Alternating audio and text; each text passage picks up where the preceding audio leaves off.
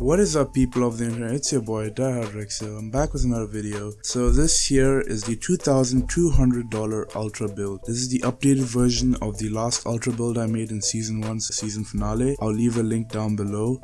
So I decided to end this season with a bang, and it's a $2,200 gaming PC which features a very good GPU, good amount of RAM, and I think insane amount of storage for a really good price. $2,200. You can't say no. Alright, so let's get into the video. For the processor, we have the i7-8700K. I use this in episode 2 of season 3, link in description. It is a 6-core processor which is overclockable. It has a base clock of 3.7 GHz, has a boost clock of 4.7. Keep in mind it's overclockable. I've seen in most cases you can overclock this to like 5 GHz. I'm pretty sure there's some videos on the net. You can just search it for yourself and see how it is. And it's going for $355.89.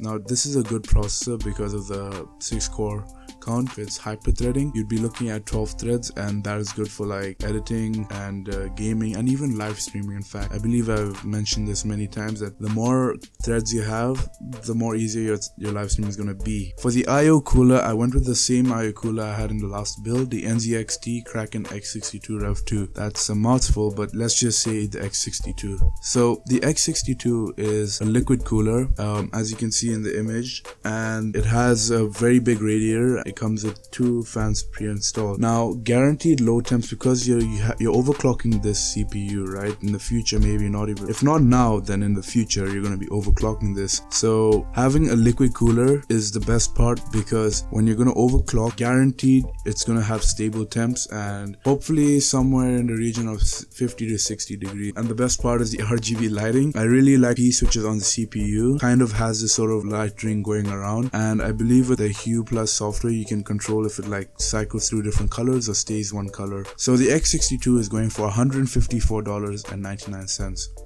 Now for the motherboard, ASUS has been helping me very well on the Intel side, while MSI has been helping me with Ryzen.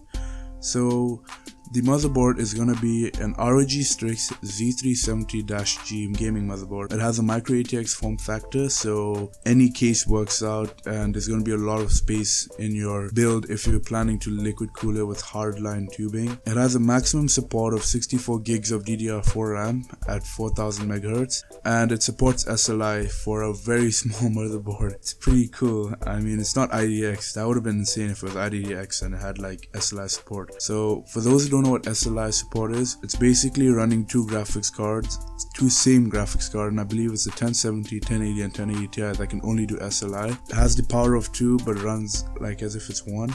It's a bit better than the Crossfire, because Crossfire is software dependent. Like, you just stick in the graphics cards and then you configure Crossfire for it. Anyway, so this motherboard is going for $174.99. It's quite a lot, but think about it.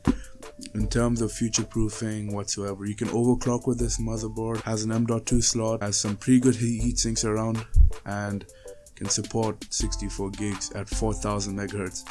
I believe the prime motherboard which I had in the last build was only able to support till 3466. For the RAM, we have the Corsair Vengeance LPX DDR4 RAM. It is a 32 gig. It's running at 2400 MHz frequency, which is pretty low, but the price, the dollar to gigabyte is $9.09 actually. It's not that good. I mean, like I said, there was some sort of DRAM scandal whatsoever, like companies were charging higher for something and now they're under investigation. It's not like the Bitcoin situation. Thankfully the Bitcoin died down, but I think RAM kits are still going to remain high for probably the rest of the year, and next year when we start seeing like the 5000 MHz frequency range in new DDR4 kits, I'm pretty sure these will become cheaper, so it's pretty good.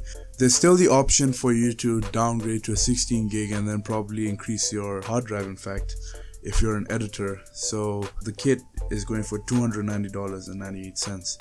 Right, for the SSD we have 970 EVO by Samsung. It's an M.2, it's a large high-speed storage because this is a 500 gig M.2. So like I said, storage is going to be insane in this. It's the Ultra build, come on. If it's Ultra, you gotta have the best parts, the best performance for the best price. So it's a 36 cents to the gigabyte, really good, and it's ideal for booting OS. You guys should remember this, because I've seen most cases people are like, I don't see any difference between HDD and SSD and M.2.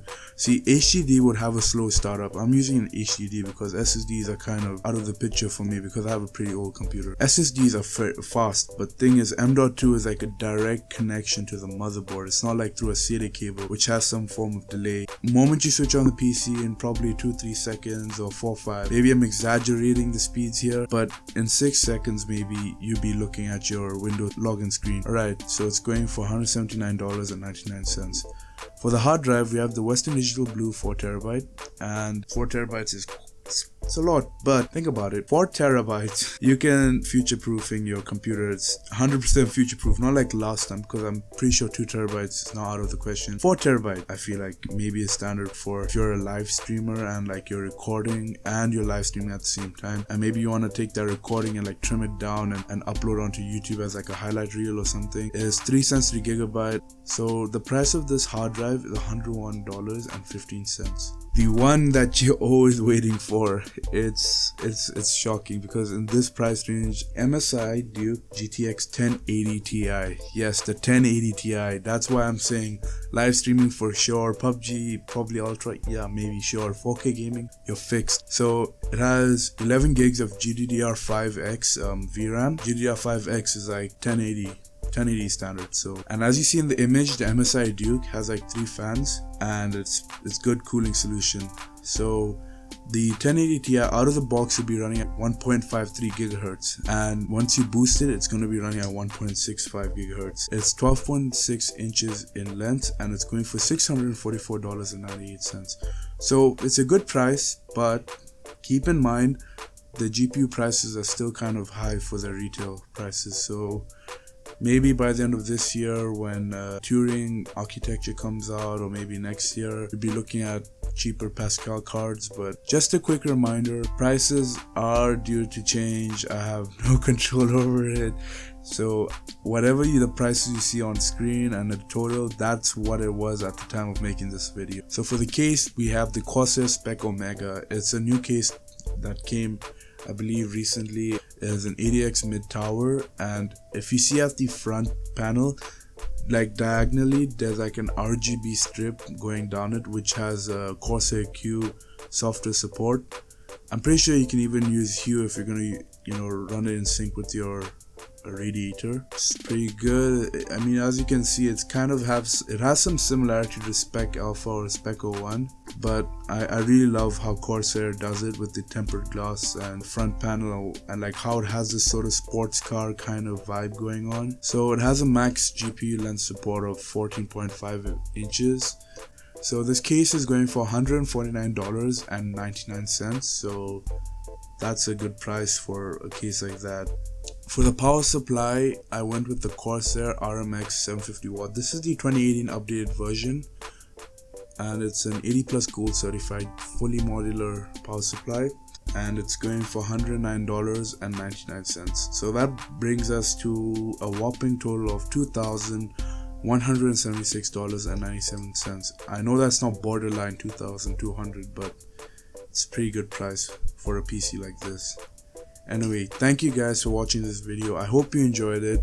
Leave a like if you enjoyed, dislike. Either way, it's feedback and it will help me to improve my videos. Thank you very much, guys. This is Die Hard Rex signing out. Peace.